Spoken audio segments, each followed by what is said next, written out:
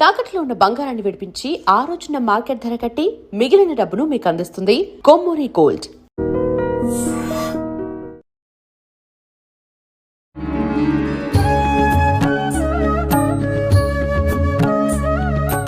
నమస్కారం, welcome to I dream. ధర్మ మార్గం విత్ విజిత కార్యక్రమానికి స్వాగతం. ప్రస్తుతం మనతో పాటు ఉన్నారు ప్రముఖ ఆధ్యాత్మికవేత్త, శ్రీ విద్యా ఉపాసకులు శ్రీ గురు కరుణామయ్య గారు. ఇప్పుడు గురుగారితో మాట్లాడి మరిన్ని విషయాలు తెలుసుకుందాం. ముఖ్యంగా మనకు ఎన్నెన్నో సందేహాలు ఉంటూ ఉంటాయి, వాటి గురించి సవివరంగా తెలుసుకునే ప్రయత్నం చేద్దాం. నమస్కారం గురుగారు. నమస్కారం గురుగారు, ఇప్పుడు ఎలాగూ సంపద గురించి మాట్లాడుతున్నాం. మరి సంపద అంటే ప్రస్తుతం మేమందరం అనుకునేది ఒక డబ్బు మాత్రమే. ఐశ్వర్యం అన్నా సంపద అన్నా కూడా అంటే ఆనందము అన్నీ కూడా ఉంటేనే ఒక సంపద నిజంగా.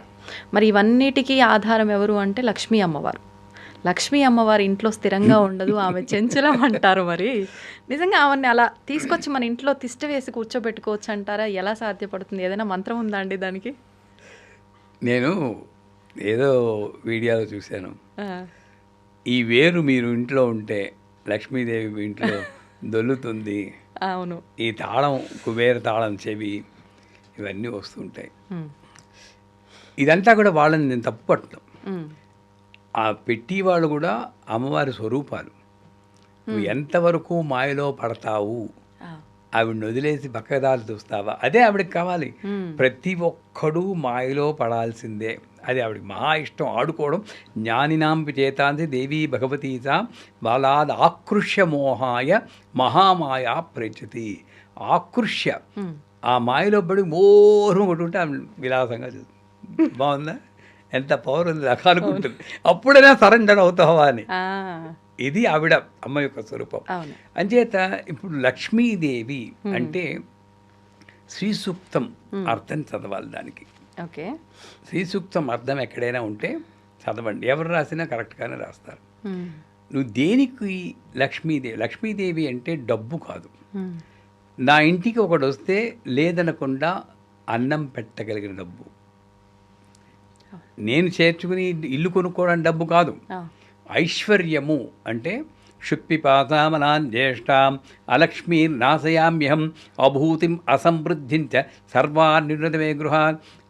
ఆ కాలంలో నాకు ఆకలి దప్పికొస్తే అమ్మా ఈ తినడాలు మలమూత్రాల కోసం టైం వేస్ట్ అవుతుంది, అది లేకుండా చేసేవనుకో అనైశ్వర్యం అలక్ష్మి చేరకుండా చేస్తే ఆ టైం కూడా నీ పూజ చేసుకుంటారు. చూడండి వాళ్ళ ప్రేరణ. లక్ష్మి అంటే ఎలా ఇచ్చారు అర్థం అద్భుతంగా. అశ్వదాయి జగోదాయి ధనదాయి మహాదనే. అశ్వదాయి గుర్రాన్ని కొన్నంత చైతన్యం నాకు నిల్చునే నిద్రపోతుంది, పడుకోదు, కింద పడుకోదు. గోదాయి గోవుకున్న పవిత్రం దాన్ని నాకు. ధనదాయి నా ఇంట్లో ఎప్పుడు గంగాళాలు మోగుతూ ప్రతి ఒక్కళ్ళకి అన్నదానం చేసి అంత ధనం నాకు. ఇది ఐశ్వర్యం అంటే. మరి ఎప్పుడు వస్తుంది? నెంబర్ 1, అసలు మనకి అర్హత ఉందా లేదా, వీడికి ఇచ్చి గుణం ఉందా లేదా అని ఆవిడ చూసుకుంటుంది. నేను అమ్మవారి యొక్క మెసెంజర్ కింద మారాలి, మెస్సయ్యా కింద. ఎలా గురుగారు? అంటే అమ్మవారు డైరెక్ట్గా బిందుల్లో పోసేది కదండి ఈ రోజుల్లో. అవునా కాదా? పోతే ఇన్కమ్ ట్యాక్స్ వాళ్ళు పట్టుకుంటారు. ఇవి వాక్యాలు వాళ్ళకి ఇవ్వాలని చెప్పి బిందుల్లో దొరికినా కూడా అంచేత అది లాభం లేదు. అంచేత ఏం చేస్తుంది, ఎవరినో ఒకళ్ళు మంచి వాళ్ళని సెలెక్ట్ చేసి వాడికి ఇచ్చి గుణం ఉంటే, నాడార్ అని చెప్పి కొంతమంది, బాలసుబ్రహ్మణ్యం అని తమిళనాడులో ఉన్నారు, ఆయన ఎంత గొప్ప మనిషి అండి నిజంగా. ఒక క్లర్క్ కింద దేని కింద వాచ్మెన్ కింద స్లిప్పర్స్ వేసుకుని, అబాయ్ స్లిప్పర్స్ వేసుకుంటే ఆ జీతం అంతా కూడబెట్టి ఆ జీతం అంతా కూడా పేద ప్రజలకి అన్నదానం వినియోగించేవారు. హోటల్లో సర్వర్ కింద చేసేవారు బతకడం కోసం. ఆయన యొక్క దానగుణం చూసి వరల్డ్ ఏదో ఆర్గనైజేషన్ మర్చిపోయాను, వాళ్ళు కొన్ని కోట్లు ధనం ఇచ్చారు గిఫ్ట్ కింద. మరి ఎవరైనా ఏం చేస్తారు, కోట్లు వస్తేనో మొత్తం అంతా కూడా మళ్ళీ ఫండ్ కింద ట్రాన్స్ఫర్ చేశారు. ఇప్పటికీ ఉన్నారు మెడ్రాస్లో. చాలా తక్కువ మందికి ఉంటుంది గురుగారు. అప్పుడు రజనీకాంత్ సినిమా యాక్టరు నన్ను మీ దత్తత కింద తీసుకోందని అడిగారు. అంటే ఎంత ఫేమస్ అయ్యారు, ఇప్పటికీ ఉన్నారు. అది మహానుభావం. అలాంటి వాళ్ళకి మరి మామూలు స్కూల్ వాడికి కోట్లు ఎలా ఇచ్చారు ప్రపంచంలో. మ్మ్. ఇది ఐశ్వర్యం. ఎప్పుడు వచ్చింది? నాకు ఇచ్చి కూడా ఉంటే వస్తుంది. మ్మ్. నేను ₹1,00,000 ఇస్తే ఎవడైనా ఇవ్వగలడు అనుకోకు. ₹100 ఉన్నా కూడా నువ్వు ఇవ్వాలి. అవును, నెంబర్ వన్. నిజం. తర్వాత ఇల్లు శుభ్రంగా ఉండాలి. మ్మ్. నేను అమెరికాలో ఒకళ్ళ ఇంటికి వెళ్ళాను. మ్మ్. వాళ్ళ ఇంట్లో చాలా ఫైనాన్షియల్ ట్రబుల్స్ ఉన్నాయన్నమాట. గురువుగారు చాలా ఇబ్బందులు ఉన్నాం, మీరు వచ్చి ఏదైనా హోమం చేస్తారా అన్న. వస్తానమ్మా, ఇంటికి వస్తాను. చూస్తే 6 వీసీఆర్లు, ఆ రోజుల్లో వీసీఆర్లు అని ఉంటాయి, క్యాసెట్లు, అవును, వీసీఆర్లు, 2-3 DVD కుర్చీలు, ప్లేయర్లు. కుర్చీల మీదేమో తువ్వాళ్ళు, చెత్త చెత్తగా ఉందన్నమాట. ఆ. చెప్పాను, 1 నెల టైం ఇస్తాను, మొత్తం అంతా ఒక్కొక్కటే ఉంచుకొని మిగతా అన్నీ విసిరేయండి, కొత్తవైనా సరే విచ్చేసేయండి, నీట్గా పెట్టుకోండి, ఈ తువ్వాళ్ళు ఇవన్నీ పెట్టి. అప్పుడు తర్వాత అవసరం ఉంటే నేను చేస్తాను. మీ నెంబరు ఒక 2 నెలల తర్వాత వెళ్ళాను. అక్కర్లేదు గురువుగారు, బ్యాంక్రప్సీ పెట్టేసి మళ్ళీ వేరే దీంట్లో మళ్ళీ స్టార్ట్ చేసాం, బ్రహ్మాండంగా ఉంది బిజినెస్, ఇంకా అక్కర్లేదు అన్నాడు. అంటే పెద్దగా ఏం చేయాల్సిన ఏమీ పని చేయలేదు. లేదు. నువ్వు శుచి శుభ్రత, ఆ. ఎంత ఒక్క రూములో ఉన్నా సరే. నా చిన్నప్పుడు నేను పెంకుటిల్లో ఉండేవాడిని, నేను బాగా చిన్నప్పుడు. ఆ ఇంట్లోనే ఒక్క రూములో ఒక అరవ ఫ్యామిలీ ఉండేవి. తల్లి, తండ్రి, 2 కొడుకులు, 1 కూతురు, 5గురు ఒకే రూమ్. ఆ. పైకి తెలిసేది కాదు, ఎంత నీట్గా ఉంచుకుంటా. అంతే, శుచి శుభ్రత ఉండాలి. తర్వాత నువ్వు మాట్లాడి వాక్కు. మీరు లక్ష్మీదేవి ఎలా వస్తుందంటే, పాపం మేము వాళ్ళు చూసి వాళ్ళు డిసప్పాయింట్ అవుతారేమో ఇదని వింటే. ఏదైనా మంత్రం చెప్తారో, హ్రీం మహాలక్ష్మి అయినా ఓం హ్రీం హ్రీం పని చేస్తుంది. నువ్వు ఇది చెప్పు, తర్వాత వస్తాను దానికి, ఆ. ముందుది చెయ్యి. మ్మ్. శుచి శుభ్రత మెయింటైన్ చేయి. ఎప్పుడున్నా పాత చీరైనా సరే ఉతికింది కట్టుకో, చిరిగిందైనా ఉతికింది కట్టుకో, మ్మ్. నీట్గా ఉంచుకో. ఎవరైనా వస్తే భోజనం టైంకి వస్తే నీకున్నది ఏదో పెట్టు, ఆ కుచేళ్ళు అటుకులు పెట్టినట్టు, అంతే. లేదని చెప్పకు, నువ్వు మానుకునేనే పెట్టు. మ్మ్. ఇంత దానగుణం ఉండాలి. వాక్కు ఎప్పుడు పాజిటివ్గా మాట్లాడు, శుభ్రంగా మాట్లాడు. అమ్మవారి నామం ఎలా ఉన్నారు మీరు అడిగితే, విజిత్ గారు అంటే బాగున్నాను అనకండి, అమ్మ దైవలో బ్రహ్మాండంగా ఉన్నాను. ప్రతిసారి అమ్మ అమ్మ అమ్మ అమ్మ. మీ నుంచి ఇదే సమాధానం వస్తుంది ప్రతిసారి. అలా కాదు, మీ ఫోన్ చేసినప్పుడల్లా నేను అదే చెప్తాను, అవును. అమ్మ దైవలో. ఆ టైంలో నాకు జ్వరం అవ్వచ్చు, ఇంకోటి అవ్వచ్చు, ఇంకోటి హాస్పిటల్లో ఉన్నప్పుడుగా ఫోన్ చేశారు, అమ్మ దైవలో బ్రహ్మాండంగా ఉన్నాను. ఎవరికి వస్తుందండి, హాయిగా పెద్ద బెడ్, నర్సులు వేళకి ఇంత ఫుడ్ ఇస్తున్నారు. అక్కడ కూడా మీరు అయ్యో ఇంత పాజిటివ్గా. భోగం అది. ఎప్పుడు ఎన్నాళ్ళు బతకాలో ఆవిడ చూసుకుంటుంది. ఈ భోగం ఎవరికి దొరకునా ఇటువంటి సేవ.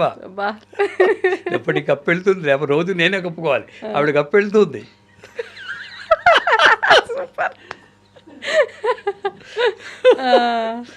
సో అంచేత వాక్కు పాజిటివ్గా ఆలోచించి పాజిటివ్గా మాట్లాడుతుంది. ఈ 3 మెయింటైన్ చేస్తూ, ఒకటి ఇచ్చి గుణం, శుచి శుభ్రత, వాక్కు మంచిగా మాట్లాడడం చేసి అరవకుండా దెబ్బలు ఆడకుండా ఉంటే వాయుమండలం శుద్ధి.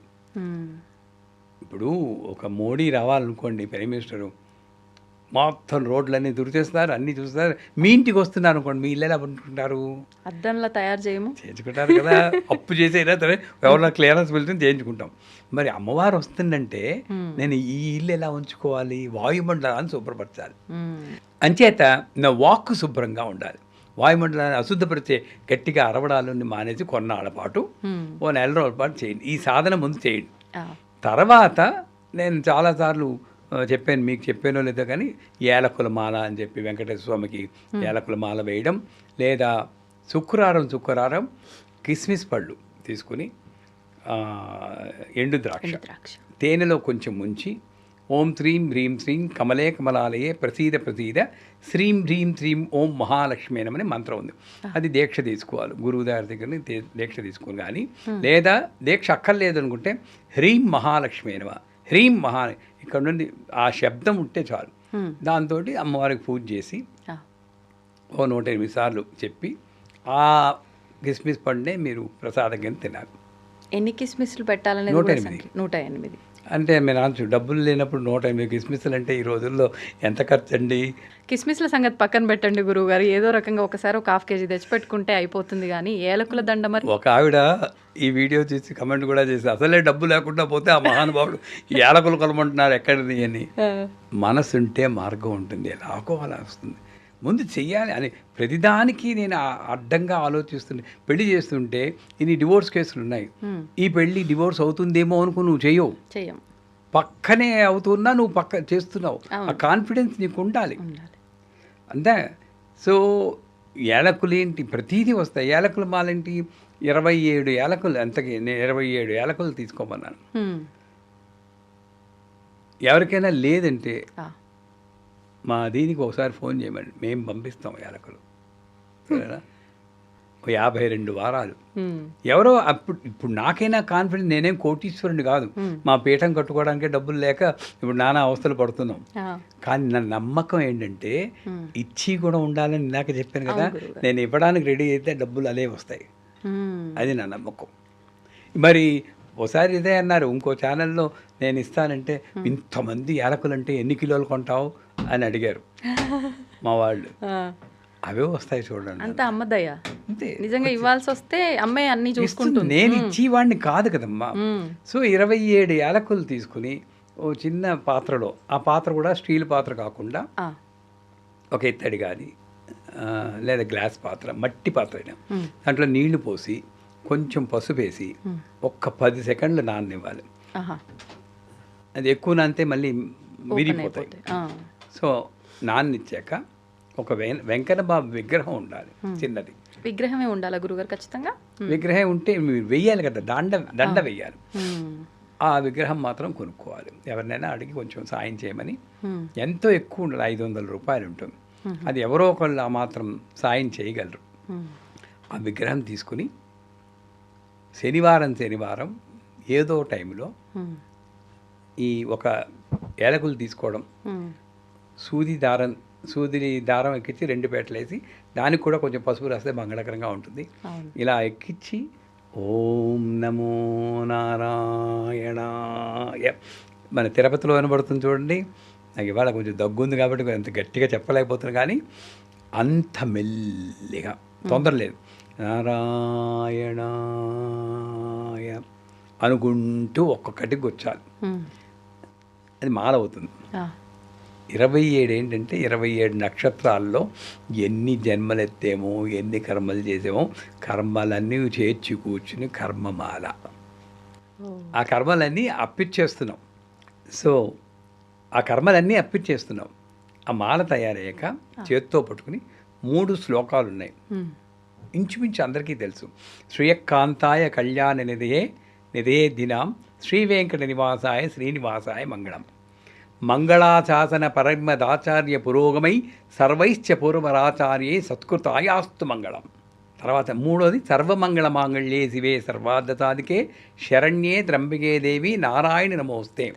ఈ 3 శ్లోకాలు మీరు వీడియో రిలీజ్ చేసాక మీ డిస్క్రిప్షన్లో మేము పెట్టేస్తాం కావలిస్తే. సో ఈ 3వ శ్లోకం చెప్తున్నప్పుడు వెంకన్న బాబు మెడలో వేయాలి. దంపతులు ఇద్దరు అయినా కూడా ఇద్దరు కలిపి చేయొచ్చు, బెటర్ ఈచ్ ఇండివిజువల్ చేస్తే మంచిది. ఎవరి మాల వాళ్ళది, ఎవరి కర్మ వాళ్ళది కదమ్మా. చేసి శనివారం చెయ్యాలి. మళ్ళా వచ్చి శనివారం నాడు ఇంకో కొత్త మాల వేసి ఇది ఎలాగ చేసి ఆ పాత మాల తీసేయాలి. ఇదేం చేయాలి గురుగారు పాత మాల? తొందరపడకే సుందరవదన చెప్తున్నాను కదా. ఇదేం చేయాలంటే ఒక డబ్బా తీసుకుని దాంట్లో వేసి కర్పూరం వేయాలి పాడవకుండా. 52 వారాలు చేశాక 52 మాలలు వస్తాయి. అప్పుడు ఒక హోమం చేయాలి, ఓం నమో నారాయణాయ స్వాహ అని. ఆ హోమం కూడా ఎలా చేయాలో స్క్రిప్ట్ పంపిస్తాం మీకు, ఎవరు అడిగితే వాళ్ళు. అంతే. ఈ లోపల అమ్మవారు కరుణిస్తుంది, ఆర్థిక సమస్యలు బాగవుతాయి. అంటే కోట్లు వచ్చేస్తాయని చెప్పం, ఇబ్బందులు నుండి బయటపడతారు. సో 52 వారాలు ఇలా చేసి ఆ హోమం చేస్తే ఇబ్బందుల నుండి బయటపడతారు. ఇలాగా లక్ష్మీదేవి మన ఇంటికి రావడానికి ముందు ఇంటిని శుభ్రపరచుకుని, వాక్కుని శుభ్రపరచుకుని, ఇచ్చి కూడా మాలపరుచుకుని, ఈ ఏలకుల మాల కానీ ఈ కిస్మిస్ పళ్ళ పూజ కానీ చేస్తే 100% డెఫినెట్గా పరిస్థితులు బాగుపడతాయి. గురుగారు బాగుంది. మరి ఈ పరిష్కారం కోసం అందరూ ఇది ఆచరిస్తారు ఖచ్చితంగా. అదైతే ఫిక్స్.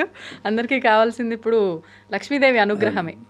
అయితే ఒక చిన్న సందేహం గురుగారు, ఇప్పుడు అమ్మవారికి కిస్మిస్ తేనెలో ముంచి నైవేద్యం అన్నారు కదా, తేనె అంటేనే మధురం, ఇంకా చీమలు ఖచ్చితంగా వస్తాయి.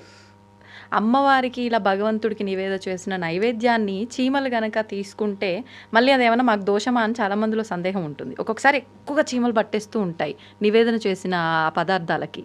దాని గురించి ఒక వివరణ ఇవ్వండి. అందుకే నైవేద్యం పెట్టగానే మిమ్మల్ని వెంటనే ప్రసాదం తీసుకోమంటారు ఎప్పుడు కూడా. ఎవరైనా ఇప్పుడు మా పీఠానికి తిరుపతి వెళ్ళి వచ్చాను గురువుగారు అంటే ఏదమ్మా ప్రసాదం అని అడుగుతాను, వెంటనే వేసేసుకుంటాం. ప్రసాదం అనేది వెంటనే తినాలి. సో ఇప్పుడు కిస్మిస్ పళ్ళు తీసుకుంటే మొత్తం అన్ని కిస్మిస్ పళ్ళు వెంటనే తినాం. ఒకవేళ అక్కడ వదిలేస్తే చీమలే వచ్చాయి అనుకోండి, ఆ బ్రహ్మకిడిదర్ని వర్ణాశ్రమ విధాయిని, ఆ చీమను పుట్టించిన తల్లి అక్కడ ఉంది. నిన్ను పోషించినట్టే చీమల్ని పోషిస్తుంది. చీమల్లో నువ్వెందుకు చూడలేకపోతున్నావు? ఇంత పూర్వకాలం ముగ్గులు కూడా బియ్యపిండితో పెట్టేవారు, ముగ్గుపిండి కాదు. ఇప్పుడు ముగ్గుపిండికి లేదు, బియ్యపిండి లేదు, పెయింటర్ వచ్చి పెయింట్ చేసేస్తున్నాడు, అంతే పోయింది. అంటే దాని వెనకాతల ప్రిన్సిపల్ మనకు తెలియట్లేదు. అంచేత చీమలు తిన్నాయే అని బాధపడడం కన్నా కూడా చీమలకు కూడా నేను అన్నం పెడుతున్నానని, నాకున్న కాస్త డబ్బులతో నేను ప్రసాదం తిన్నాను, చీమలకు కూడా ఉన్నాయి, ఆహా ఎంత భాగ్యం ఇచ్చేవి తల్లి, ఒక్క చీమ కనపడిన తర్వాత. ఎప్పుడైతే నువ్వు చీమలు తింటున్నాయని తృప్తి పడతావో తర్వాత అవే వెళ్తాయి. ఇవన్నీ ఎక్స్పెరిమెంటల్గా చేసి నేను చెప్తున్నాను. అంతేగాని దాన్ని ఇలా తూర్చేసి అదే కర్మగాలి ఓ 10 చీమలు చచ్చాయి అనుకోండి, ఈ పుణ్యం మాట అటుంటుంది, ఇంకో కర్మ నాకు వస్తుంది. అంచేత ఎప్పుడూ కూడా మనం పూజ చేసేటప్పుడు ఏం జరుగుతున్నా కూడా అమ్మ మనకి ఇచ్చేటటువంటి ఒక టెస్ట్, పరీక్ష మాత్రమే అనుకోవాలి, కానీ ఓడిపోకూడదు. అది చీమేమనండి ఇంకోటి ఏమన్నా. గురుగారు, ఇప్పుడు ఇవి మనం చాలాసార్లు మాట్లాడుకున్న విషయాలు కానివ్వండి, పూజా మందిరానికి సంబంధించి చిత్రపటాల వెనకాల బల్లులు తిరుగుతున్నాయి, మరి దానివల్ల మాకేమన్నా దోషమా, అంటే మేము నిష్టగా పూజ ఏమైనా చేయట్లేదా, ఏదైనా లోపం ఉందా, అంటే క్రిమికీటకాలతో సమానమైనదే ఈ బల్లి కూడా, మరి అది వచ్చింది అని అంటే పాజిటివిటీ లేదేమో మేము చేస్తున్న ఈ పూజలో, అందుకే వచ్చిందేమో అని రకరకాల అర్థాలు తీసుకుంటూ ఉంటారు. అదేమైనా ఇబ్బంది అంటారా గురుగారు?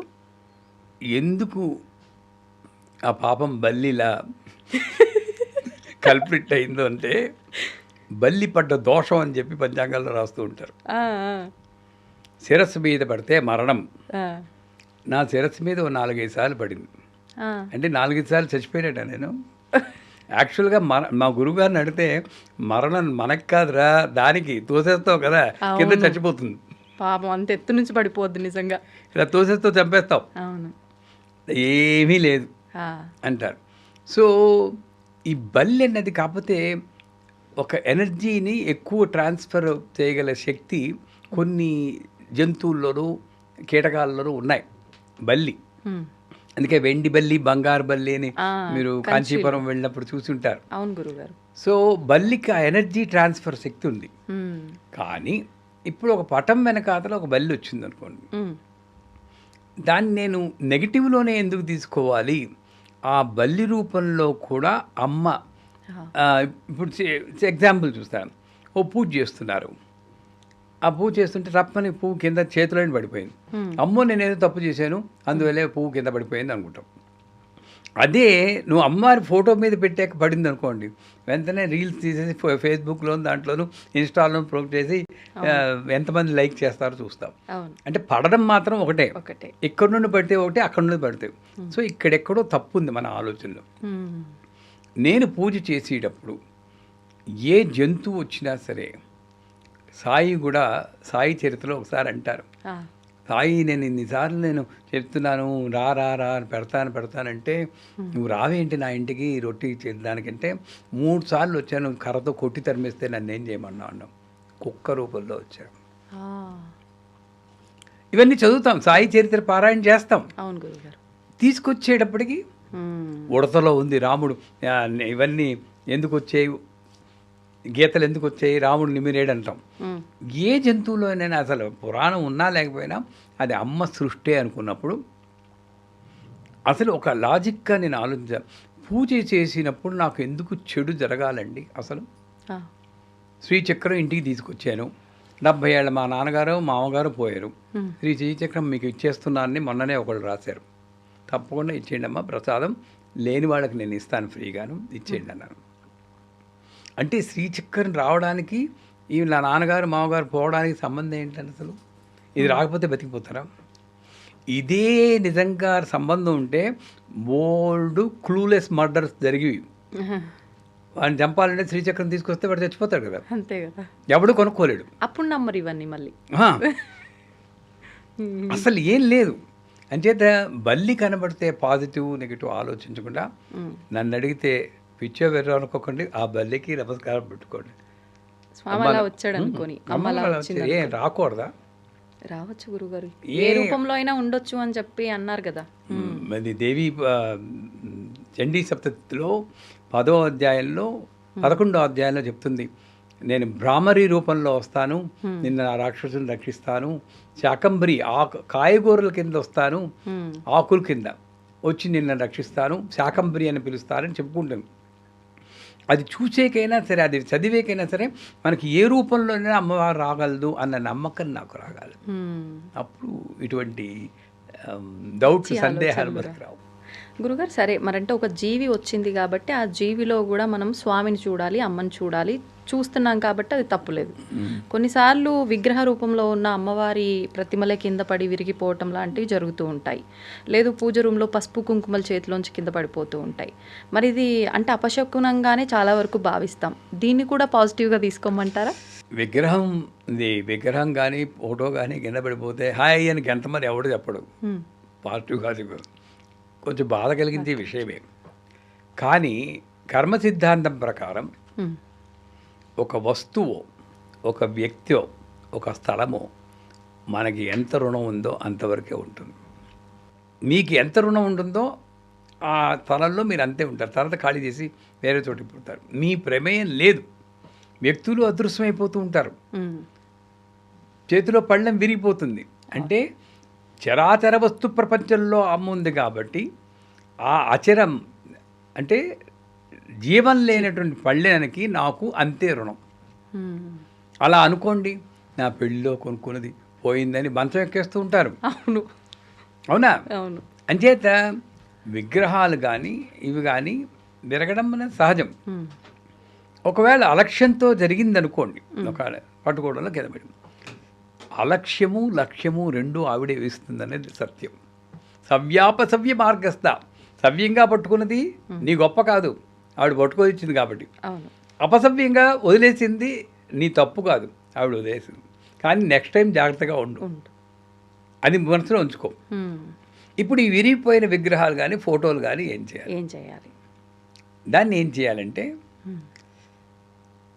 2 రకాలు ఉన్నాయి. నీకు ధైర్యం ఉంటే ఈ ఫోటో విరిగిపోతే ఫ్రేమే కదా విరిగిపోయింది, అదే గ్లాసు, మళ్ళీ ఇంకో ఫ్రేమ్ పెట్టేసుకోవచ్చు. దాంట్లో ఏంటి, విగ్రహం విరిగిపోతే ఓ చెయ్యో ఏదో విరిగింది, వాల్మారిలో పెట్టుకో. మీ కుర్రాడికి కాలు చేయి విరిగితే ఇంట్లో చెట్టు కింద పెట్టేస్తావా, దేవాలయంలో వదిలేస్తావా? ఆవిడని ఎక్కడ పెడుతున్నారు? మీరు రోడ్లో వెళ్తుంటే పాపం సాయిబాబాలు, గణేశులు చేతులు విరిగిన కాళ్ళు విరిగిన చెట్ల కింద కనబడుతూ ఉంటారు మనకు దేవుళ్ళు. అవును గురుగారు. అంటే వాడి భయం, అది విరిగితే అశుభం అని. నేను ఇందాక ఒకసారి ప్రాణప్రతిష్ఠ గురించి మనం మాట్లాడుకుని చెప్పాం. అది విగ్రహం కాదు అమ్మ అనుకున్నప్పుడు నేను అమ్మని ఎలా వదుకుంటాను? మరి పూరిలో జగన్నాథ్ ఎలా ఉంటాడు? అవును, చేతులు లేకుండా. అవునా కదా? మరి ఆ విగ్రహం నేను ఇచ్చేస్తున్నప్పుడు ఈ విగ్రహానికి ఒక చెవి విరిగితే నేను ఎందుకు పాడేస్తున్నాను? జగన్నాథుడే వస్తున్నాడేమో అనుకోవచ్చు కదా. అంటే ఇంక ఇలా ఉంటే పూజకు పనికిరాదు, నీ మనస్సు కుదరదు కాబట్టి అక్కడ పెట్టేసేయచ్చు. మా ఇంట్లో ఆంజనేయ స్వామి విగ్రహం బేస్లో కొంచెం విరిగింది, అయినా నేను మానలేదు. 10 ఏళ్ల నుండి పూజ చేస్తున్నాను, నాకు బాగానే ఉంది. అంటే కష్టాలు రావా అంటే ప్రతిదీ కష్టం సుఖం వస్తూనే ఉంటాయి. దాన్ని నీ ఆధ్యాత్మిక రిలేట్ చేయకూడదు. నాకు వచ్చి సంఘటన అంతా కూడా నేను చేసుకున్న కర్మ వల్లే వస్తుంది. ఇప్పుడు నేను చేసే పూజలు పుణ్యాన్ని ఇస్తాయి, నెక్స్ట్ జన్మ అంటూ ఉంటే మంచిగా మంచి జన్మ వస్తుంది అంతే. అంతేగాని ఇది దీనివల్ల జరిగిందంటే నేను ఒప్పుకోను. ధన్యవాదాలు గురుగారు. నమస్కారం. And for more videos, Please subscribe to iDream. Please subscribe to iDream. Please subscribe iDreams. And please subscribe to iDream. For more videos, subscribe to iDream. please like, share, and subscribe to the channel. Congratulations, iDream. Subscribe to iDream. Subscribe to iDream. So subscribe to iDream Media. iDream ki iDream team andarki huge congratulations. Please subscribe iDream Media. Please subscribe to iDream. Subscribe iDream. Please subscribe to iDream. iDream అంటే నా కళల channel subscribe చేసుకున్న నోరు తిరుగుతలేదు, మీరైతే గంట గుర్తు కొట్టండి. For more such videos, please subscribe to iDream. Subscribe to iDream. Please subscribe to iDream. Please subscribe iDream Media. Please do subscribe to iDream. Please subscribe to iDream Media. For best entertainment and information, please subscribe iDream. And don't forget to subscribe to iDream.